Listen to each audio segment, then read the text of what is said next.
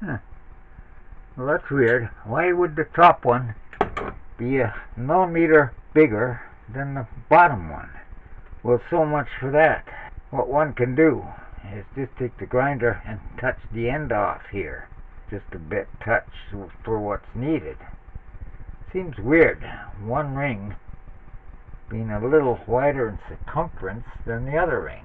Well, we'll put this one to the side, and we'll go on to the other one, which I've got the rings on already.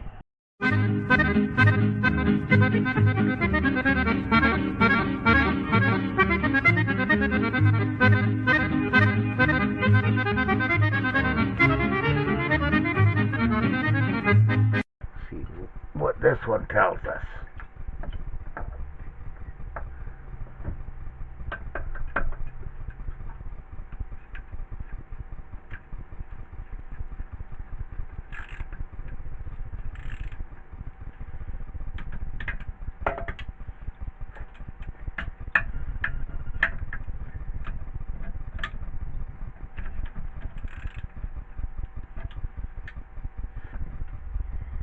Give it a pre-test here. Well, that one looks a lot better. So let's give it a try.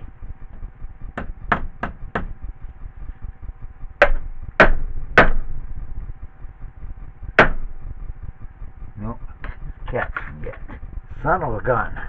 Looks like I didn't take enough down yet. Or is this doing the same thing as that last set? Is the question. Woo! Better secure that.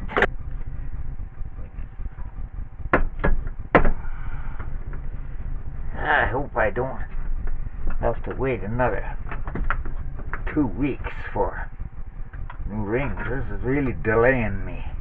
So I gotta get a compressor working. Another old one blew up on me when I was in the hospital. That's the whole reason, even more importance. Getting this sucker in. Almost feels like these rings are touching each other again when you're compressing. That's another thing too. It just dawned on me. Back when this compressor was originally made, it's on the old imperial system. And now everything these days is in metric. And 1 millimeter changed the whole picture. There's the reason right there. That's why you clamp that piston down.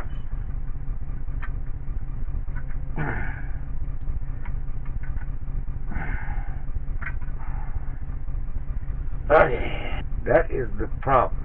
They come in and they see how they hit there. There's no clearance here. Golly! It's another day getting back on this compressor. Off camera, I was playing around with number 2 here. I came up with the answers and the problem and the solution. First of all, I took a ring, I measured it in the cylinder like so.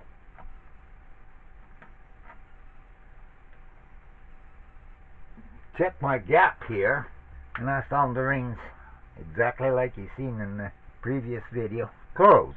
No clearance or gap at all. So what I did, I just took my grinder and I touched just a little bit here, about a thou off. As for the ring compressor, I finally did make it, so I got it small enough there. How I did this was I cut about 4 inches off the spring here because it tightened up in here and you couldn't turn anymore. So now I have for small pistons. But that's why I decided I'm going to play around with one to figure all the problems out and solution. And I did this one off camera. I found out, even though I got the ring compressor to fit, the only ring that would go in was the oil ring. As soon as that first compression ring hit the edge here, it stopped. So I was thinking, why is this cylinder block got a taper on the bottom end of the there? You saw how I just measured the ring. I'm starting to think. Remember I mentioned about the old-fashioned way? If a ring compressor, or you didn't have a ring compressor, how you could get a ring in? Well, yeah. That's exactly how I got this in. And I thought I'm going to save number 1 to show you how I did that. So we'll get our piston here. Got to put 1 ring on yet. Don't want the piston moving on me. We're going to take this compression ring on and we're going to check it.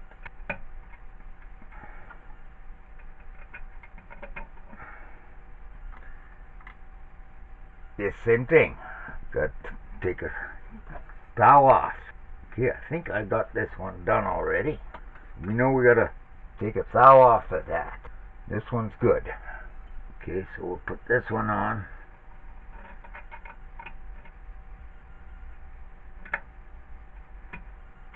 Okay. We'll get the old grinder here.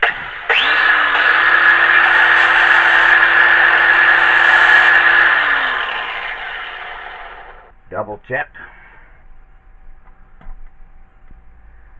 And we just need a touch more. Goes in, but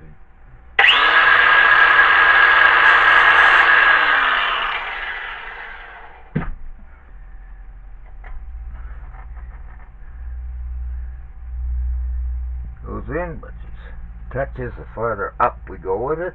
Just a touch more.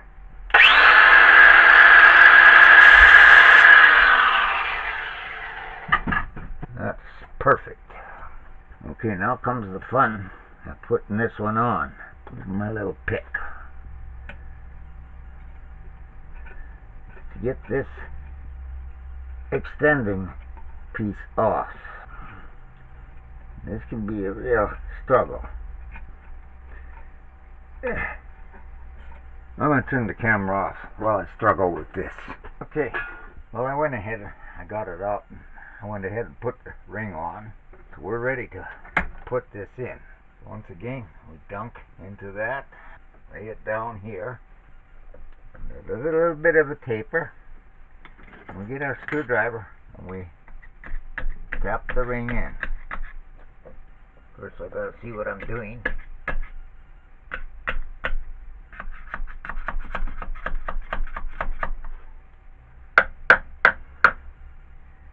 This is how I got this one in.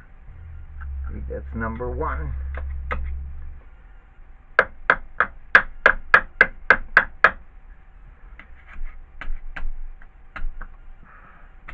Number 2 is a little harder than number 1. Well, number 2 is giving me a fight here. Yeah, we got it started.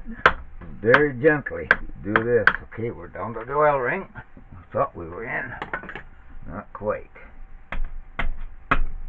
Okay, it is in place. Now we got to turn it to put our rod in. I wished I could find my lead-filled hammer for this, but I haven't got it, so I just got to use what I got. Oh, let's secure this in the vise so it stops moving of the cylinder block.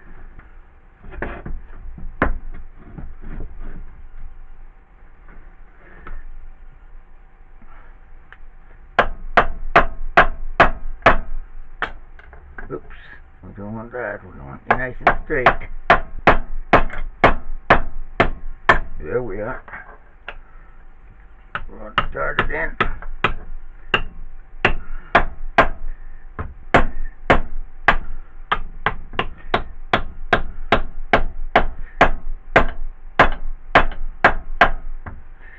And I'll mark this side, so now we turn it back to this position.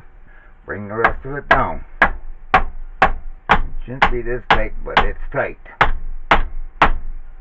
Once it starts moving, I'm gonna move our little stopper here so don't damage the aluminium. This one's awful tight. It's probably because I didn't quite take enough off that ring. Yeah, ring. We don't want that all the way in, but there we have it. Our 2 pistons are back in position. Okay, I got it in. Now to clean up my surface here a little bit.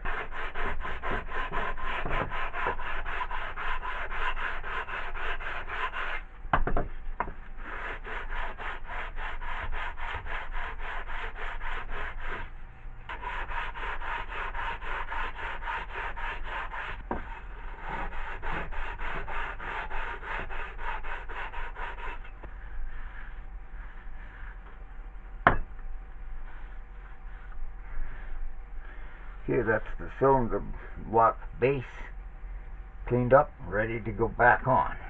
Alright, we're going to make a gasket here. So we need some material. I showed you before how to make a gasket, so I'm going to turn the camera off because my battery doesn't seem to be lasting as long as it used to. So the more I can turn it off, the better. Okay, so we are ready to put our cylinder head, or cylinder, back on there. I got my gasket made. I ran out of aluminum paint, so I just used whatever I had on the shelf. Put a couple of studs in, and the reason that was lining up. Here's the reason why the pistons and rods have to go in first, because you've got to connect them in there. So we're going to get a little oil in here. And now, turn this around. And ahead of time, I did mark which was the front of it. So here's the reason why. You got to do it this way. You got to guide the rods in.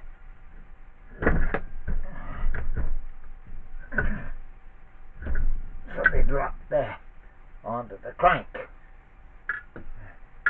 Missed number one.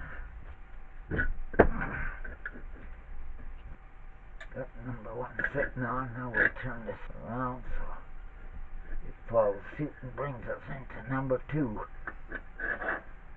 I don't know who designed it, but if I was designing, sure it wouldn't be this way. Okay, where's my... oh, right there.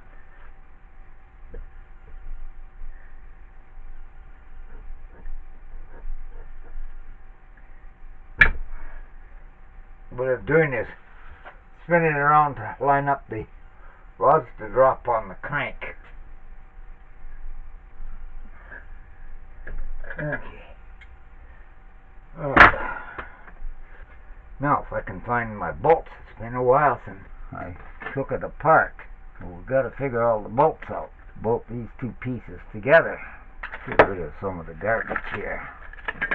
I think I want to keep one of these boxes for future references. Well, got it all bolted down. I went to hook my con rods up, and as I was turning the crank, cylinder one is way too tight. So I'm gonna knock it apart, and I think it was, remember I mentioned, it's got to be in putting it in. It was on the tight side. I got thinking about it when I couldn't turn it with the crank. Okay, I'm gonna take a hair more off them rings. So I gotta knock it all apart again, and I'm not gonna bore you guys with it, and gals. So we're just gonna turn the old camera off while I'll knock it all apart again. Yeah, just a quick update. Took the flywheel out so I could get the pin, keyway, whatever you call, I think it's keyway, out there. Ouch! And put it on the old crank itself to make it a little easier for me to spin this around because of having to hook the con rods up. I guessed right. The ring was too tight. Ground a little bit more. Second time around went in a lot easier. I'll show you. I'll try to get a close-up here of what the problem is. Let me get a light here so get light inside here. There is the problem. Those bolts, to get them, how do you get your hand in underneath to get that back one? You can't, so you got to rotate the crank as you go along and get it to this position so you can tighten them down. Well, it was a battle, but they're all bolted down, and it does turn over. So the next stage, we got to knock these tabs over, locking them. And I got to turn this now the other way, so time I put the old flywheel on, I got it back there. I just give it a little color to it, and that's our next stage. So that's all I'm going to do here. I'm trying to figure out methods of how to save on this battery. Well, it's a couple of days since I've been at this. I got a little explaining to do here.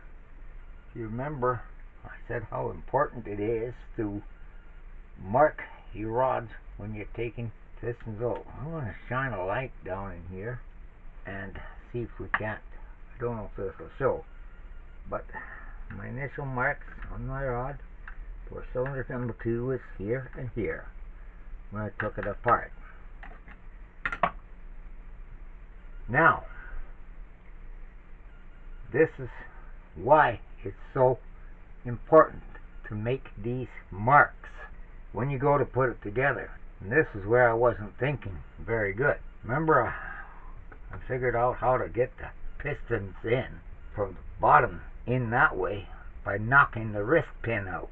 What I failed to do was mark my pistons, which came from which cylinder. Right. Second part where I wasn't thinking, I got them in, I went to bolt the cap up, and when I went to turn this, it wouldn't turn. So, let's see if I can bring that a little better view. I got my peg pen, and I put 1 and 2 on the pistons. I had to tear it apart, not once, but 3 times. Like I said, wasn't thinking, I'm getting in a rush, getting frustrated getting them rod cap bolts on, and lo and behold, first time round, rod was backwards on the top. Went to put my cap, same thing, couldn't turn it. After I turned the piston on, torqued the cap down again, same thing, couldn't turn it. That's when it dawned on me, right, every cylinder is machined when it's initially built. So, therefore, tear the whole part, knock the wrist pins out, and switch the rods to match the pistons. Bolted together, and now I got it all put together. You see, it turns the way it's supposed to turn. So, that's an update on why it's 3 days later. So today, right now, I'm in the process of, we have these tabs. We have these tabs here that we got to squeeze down now to locking tabs. So before I forget, like I have a tendency to do, this is going to be a challenge too. We squeeze these caps over so they lock into the bolt, like so. Now this back one is a little more air pulling than this front one. And you got to turn this in the right spot to get at it. We're going to get this one here next, because I got these front ones torqued down.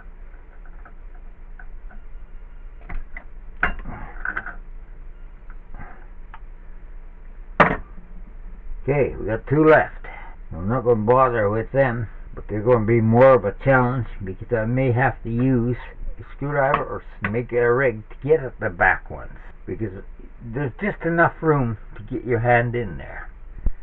So we're going to finish that off, and then I'll get back to you later here. Okay, I got the tabs locked in.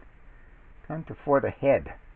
Now you see I've put grease here for the gasket is still good. It's sealed to the head, so I'm not going to take it off. So we're just going to get the paint out here, and that's the reason I put the grease on, where I don't want paint to come on. And at the same time, it's going to get the bottom side of this head. So we'll paint that up. Plug nozzle there. That's lovely. I haven't had this for quite a while, where the nozzle screws up on it. Now I'll have to look for a nozzle. Fix the nozzle, get the old welding tip cleaners out, and clean it out.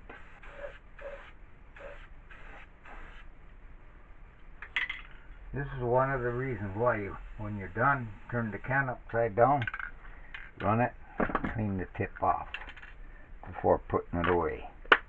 Okay, now we're going to let that dry. Then I can clean the grease off, and we're ready to put the head on. Okay, it is another day. Let's get this thing finished. We gotta head. Oh, right. Remember I said why you use paint? You don't want grease where you don't want paint. My old rags here.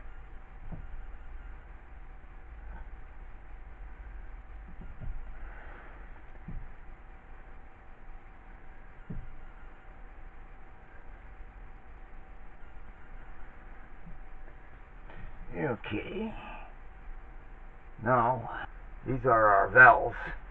How do you know which is which side? Well, if you don't know, you got a guideline. When you put your first oil pipe, you see the two holes here.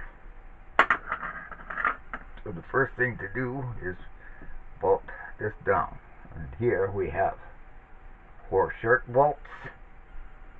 And we're missing one. Where is it? And we have 2 long ones that are special because they got a special copper O-ring on them.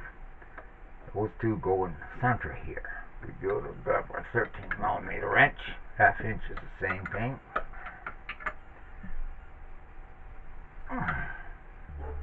Spin these down as far as I can by finger. Spinning them down. I'm looking for the missing bolt. 1, 2, 3, 4, 5, 6 there. For the side plate. It's under the. Well, how can it just run away? Drop on the floor. Yes it did. There it is. And the last one. Okay. Now we got our teeth brass fitting here. That goes on this side.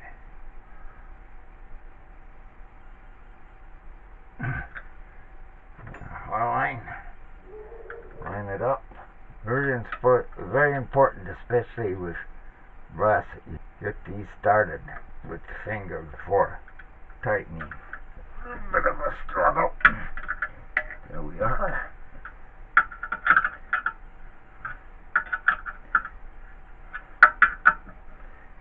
And you don't need to go very tight with these compression fittings. Okay, now we need 90° here. Which way was this? Looks like that goes that way. And funnel, or a pipe.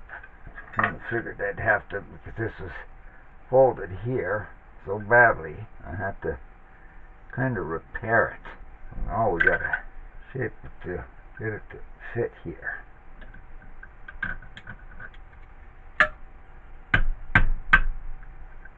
Feels good. Wrong wrench.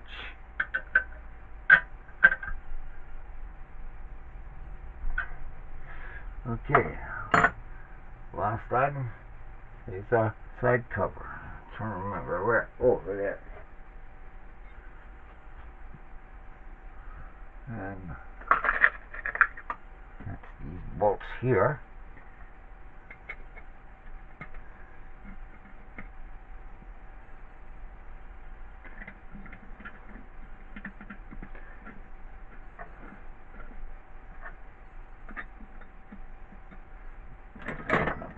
Ratchet with the 1/2 inch socket on it. Sure it's going the right direction.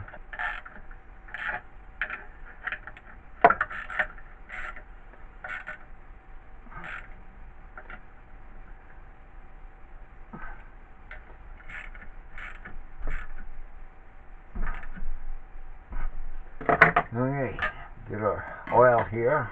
And I don't know how much oil this takes, but I like the idea of our dipstick.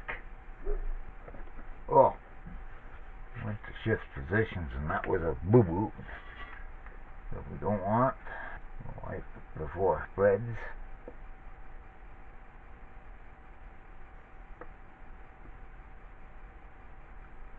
Oops, too fast. I only got 1 liter here, so we're just putting the first liter in and we'll check it. I probably will have to put more in, which I'm pretty sure I will, judging from the size of that crankcase. Empty when it was empty, so we'll see what our old stick tells us. We have the 2 lines right there.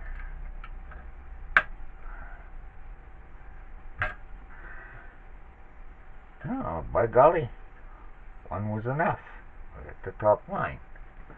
Perfect. One compressor put together. Okay. All that's left is, if I remember right, the intake was this side. That's for our air filter.